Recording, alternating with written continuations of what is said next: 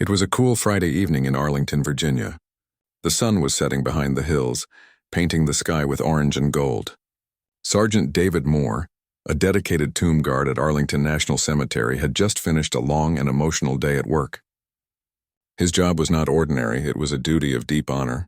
Every day he stood guard over the tomb of the unknown soldier, a place that represented every American who had given their life in service but was never identified. David walked with quiet pride. His uniform was spotless, polished shoes, neatly pressed jacket, and his white gloves shining in the fading light. He had served for years, learning to stay calm, still, and respectful even in the toughest conditions. After his shift, he decided to stop by a small bar near the edge of town. He wasn't going there to drink much, just to relax, maybe have a meal, and sit quietly for a bit before heading home. When he entered the bar, the sound of laughter, clinking glasses, and country music filled the air. People were talking, enjoying their Friday night, and no one noticed him at first. David took a seat near the counter and nodded politely to the bartender. But as soon as he placed his order, the owner of the bar, Rick Dalton, came out from behind the counter and gave him a strange look. Rick was a middle-aged man with a rough voice and a habit of speaking before thinking. He stared at David's uniform and frowned. "Hey, what's this?" Rick said loudly so that people nearby could hear. "Is this some kind of costume party or something?" The people around the bar turned to look. David remained calm, as always. "No, sir," he said in a respectful tone. "I'm a tomb guard from Arlington Cemetery." Rick let out a laugh that echoed across the room. "You're kidding, right? You can't just walk in here dressed like that." "People might think you're showing off." David didn't flinch. His face stayed calm, his voice even. "I just came here to eat, sir. I'm not trying to show anything. This is my uniform," but Rick wasn't listening. "I don't care who you are," he said, shaking his head. "You're not staying here looking like that. We don't need that kind of drama in my place." The room grew quiet. Some of the customers exchanged uncomfortable looks. A couple near the door whispered to each other, realizing what was happening. David stood there, still silent. He could have argued, but that wasn't his way. His training had taught him discipline, respect, and control, no matter the situation. "Sir," he said softly. "I mean no disrespect. I just wanted a meal after work." Rick crossed his arms. "Then go change and come back. This isn't a place for costumes or ceremonies." David looked around the room. No one said a word, though a few looked down, clearly feeling sorry for him. With quiet dignity, he nodded once, turned around, and walked out the door. His boots clicked softly on the floor, echoing through the silence he left behind. Outside, the evening air was cool and still. David took a deep breath. He felt a small sting of humiliation, not because of the insult itself, but because of what it represented. He hadn't been kicked out as just a man. He'd been turned away while wearing a uniform that represented countless lives of honor and sacrifice. He walked back to his small apartment near the cemetery, his mind calm but heavy. He didn't plan revenge and he didn't complain, but the story didn't end there. The next morning, one of his fellow guards, Sergeant Miller, noticed that David seemed quieter than usual. When David finally shared what had happened, Miller's face turned serious. "He kicked you out because of your uniform?" David nodded slightly. He didn't understand what it meant, that's all. But the tomb guards weren't just co-workers, they were brothers. They had stood shoulder to shoulder through storms, scorching heat, and sleepless nights guarding the tomb in silence. Respect was the foundation of everything they did. And to see one of their own treated that way, it didn't sit right. Within hours, messages started spreading through their private group. Guards who were off-duty, retired, or even stationed elsewhere heard about it. No one shouted or made threats.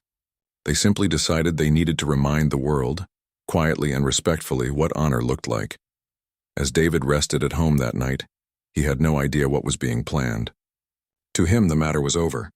He had done nothing wrong, and he wasn't the kind of man to hold grudges. But his brothers had other ideas. The next day, the quiet streets near that same bar would see something unforgettable. Rick Dalton, meanwhile, went about his business as usual. He told a few people about the guy in uniform he kicked out, laughing about it as if it were a joke. "Can you believe it?" he said. "Some soldier thought he could just walk in here dressed like that. I run a bar, not a parade." But his laughter would not last long, because while Rick thought the night was behind him, 30 tomb guards were preparing to remind him, and everyone else, what true respect really means. That night ended with silence, but the next day would begin with the sound of 30 pairs of polished boots marching in perfect rhythm toward a lesson no one in that town would ever forget. The morning after Sergeant David Moore was kicked out of the bar, the sun rose slowly over Arlington, casting a soft glow on the city streets. David woke up, making himself a simple breakfast, still feeling the sting of what had happened the night before. His pride wasn't shattered, but there was a quiet sadness that came from being misunderstood, from having his dedication and service ignored. Meanwhile, across town, his fellow tomb guards were already in motion. Sergeant Miller had sent a message to every active and retired guard he knew, explaining what had happened. Within minutes, replies started flooding in. Some were short and angry, others calm and serious. But all of them shared one thought. This needed to be addressed, and it needed to be done in a way that reminded people of the honor behind their uniforms. By mid-morning, a plan had quietly formed. 30 tomb guards, each disciplined, experienced, and committed to the same code of conduct, would go to the bar. They wouldn't shout. They wouldn't cause a scene. They wouldn't even ask for apologies at first. Their presence alone in perfect uniform would speak louder than any words could. David had no idea this was happening.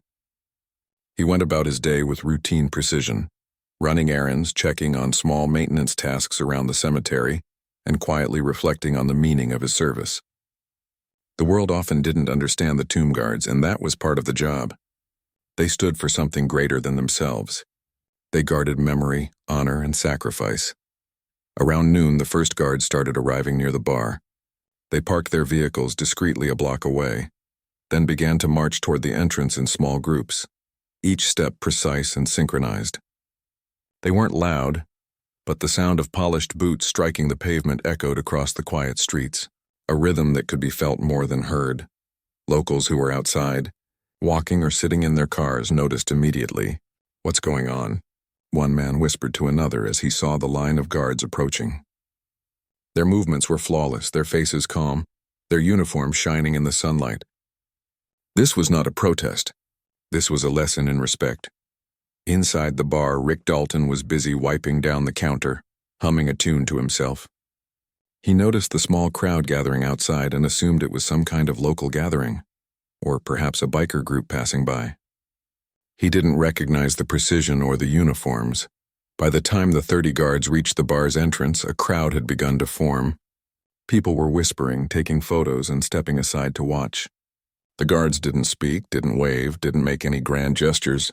They simply walked in together, their boots striking the floor in perfect harmony. The bar went silent instantly. Conversation stopped, music seemed to fade, and all eyes turned toward the entrance. David, walking nearby for errands, was called over by one of the guards who recognized him. "David, come with us," Sergeant Miller said. Confused, he followed, stepping through the door and into a scene he could never have imagined. As he entered, the room felt almost frozen. The 30 guards stood tall, their presence commanding attention without needing to raise a voice. Each one carried himself with the discipline that had been honed through years of guarding the tomb. The weight of their silent authority was immense. Rick Dalton's eyes widened. He stammered, What is this?" He glanced at his customers, who were staring back at him in awe and curiosity. Some whispered under their breath, others quietly applauded, but no one laughed or joked. This was serious, and it was powerful. David stepped forward, his face calm but proud. He realized then that this was not about revenge. It was not about anger or humiliation. It was about respect, showing Rick and everyone else present the importance of what the uniform represented. The guards remained silent for a few moments, letting the message sink in. The room's tension was palpable. Every eye in the bar was fixed on them. Rick swallowed hard, feeling the weight of a lesson he hadn't expected to learn so quickly. Finally, Sergeant Miller spoke, his voice steady and calm. "We are tomb guards. This uniform is not a costume. It represents service, sacrifice, and honor. Last night, one of us was treated without respect simply for wearing it. We are here to remind everyone that honor demands acknowledgement." The words hung in the air. There was no shouting, no anger, just truth delivered with quiet dignity. Rick's face went pale as he realized the magnitude of what he had done. He had insulted not just David, but the symbol of countless men and women who had served their country. David, standing among his brothers, felt a sense of calm. He had never sought recognition for his service. His duty was its own reward. But seeing his fellow guards stand together, silently enforcing respect, gave him a renewed feeling of pride. He realized that unity and discipline could speak louder than any argument. The atmosphere slowly shifted. Some of the customers who had initially come to the bar for casual drinks now stood in quiet respect. Others murmured apologies, realizing they had underestimated the significance of the tomb guards. Rick, still trembling slightly, wiped his hands on his apron and approached David, but the guards did not react hastily. They allowed Rick a moment to process, to recognize the lesson before speaking. David's calm presence, coupled with the silent strength of 30 guards, was a powerful reminder that respect was earned through action, not demand. By the time the afternoon passed, the event had already begun to spread through the town. People spoke of the 30 tomb guards in awe, of their precise movements, their unwavering calm, and the silent authority they carried. It was no longer just a story of an insult. It was a story of dignity, honor, and the quiet power of standing together. David and the guards eventually left the bar, having made their point without confrontation. No one had been harmed, no furniture damaged, and no voices raised. Yet the lesson had been unforgettable. The bar owner, Rick Dalton, would remember this day for the rest of his life, not as a moment of embarrassment, but as a lesson in humility and respect. That day, David returned to his apartment with a quiet smile. He knew that his brothers had made a statement stronger than words. They had reminded everyone that honor is not just a word, it is an action, a presence and a way of life. And in the hearts of those who witnessed it, the tomb guards were more than soldiers. They were living symbols of dignity, sacrifice, and respect. The day after the 30 tomb guards had entered the bar, the town felt different, almost quieter in a respectful way. Word had spread quickly through social media, local news, and word of mouth. People were talking about the guards' discipline, their quiet strength, and the lesson they had delivered without shouting or violence. Everyone seemed to understand that something important had happened, something about honor, dignity, and respect. Rick Dalton, the bar owner, woke up that morning feeling uneasy. He thought about what had happened the previous day, replaying the scene in his mind over and over. The memory of 30 soldiers in perfect uniform, standing silently, their boots clicking in unison, haunted him. He realized he had made a mistake by judging the uniform and misunderstanding its significance. The embarrassment was sharp, but more than that, he felt genuine regret for how he had treated Sergeant David Moore. He knew he needed to make things right. But it wasn't just about saying sorry.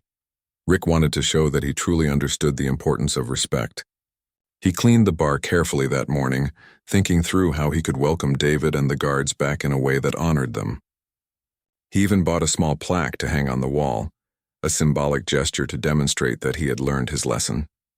Meanwhile, David went about his morning quietly, reflecting on the events of the past 2 days. He had always been calm, even when insulted, but seeing the unity and support of his fellow guards had reminded him of the strength of brotherhood. More than that, he felt proud, not just of his own service, but of the example the guards had set for the town. Their mission had never been revenge or intimidation. It had been to demonstrate the respect owed to all who serve and sacrifice. Later in the afternoon, David received a call from Sergeant Miller. "Rick wants to make things right," Miller said. "He's waiting for you at the bar. He wants to apologize properly." David nodded. He didn't feel anger anymore, only the quiet hope that this could end on a positive note. He walked to the bar, polished uniform still neat, feeling the sense of duty that had always guided him. He was met at the entrance by a smaller group of guards, who had come to ensure everything remained peaceful. Their presence was calm and reassuring, a silent reminder that respect and dignity were at the heart of their mission.